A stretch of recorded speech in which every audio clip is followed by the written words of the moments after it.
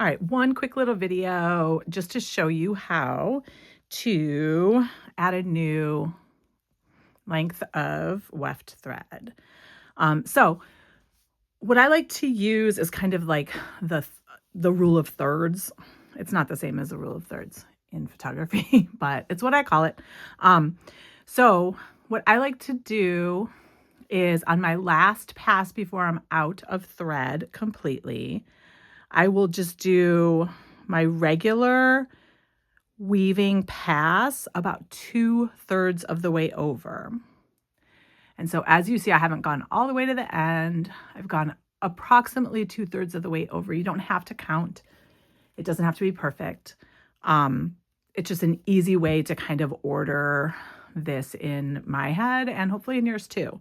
So I go 2/3 of the way over, and then I'm going to pull my warp thread through in the back. And so as you can see, I only have my warp thread covering about 2/3.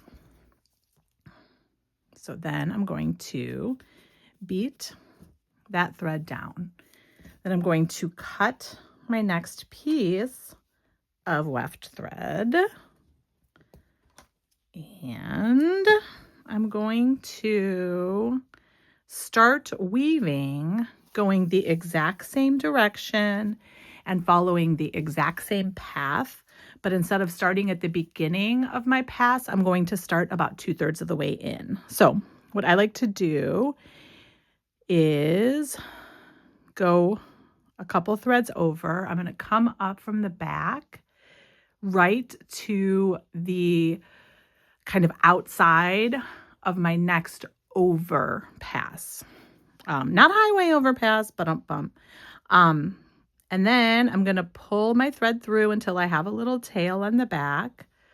I'm holding that tail down so I don't pull it all the way through. And then I'm going to follow that pathway to the end of my pass. So I'm going to be doing the exact same thing over the center third of this warp pass or this weft pass. So I'm going to pull it through.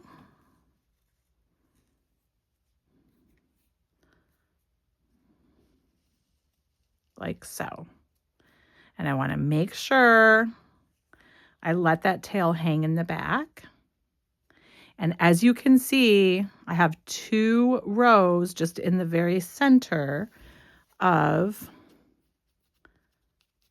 my piece that are following the exact same pathway through the warp threads. So for the first couple passes after this, you'll be able to tell that you have 2 layers of weft. But once you have a couple more passes built up, you won't even be able to see that anymore. But you see how my little tail is still kind of sticking up there. So I'm going to just make sure I compress it on top of there, and you just keep going. And so what you're going to end up having are your 2 rows right in the center of your piece that are stacked up and doubled. And then I'm going to do one more pass, and I'm going to show you the back. And I'll show you how you can't even really tell anymore, even though you did have double in the center. Once you have a couple passes, you cannot tell.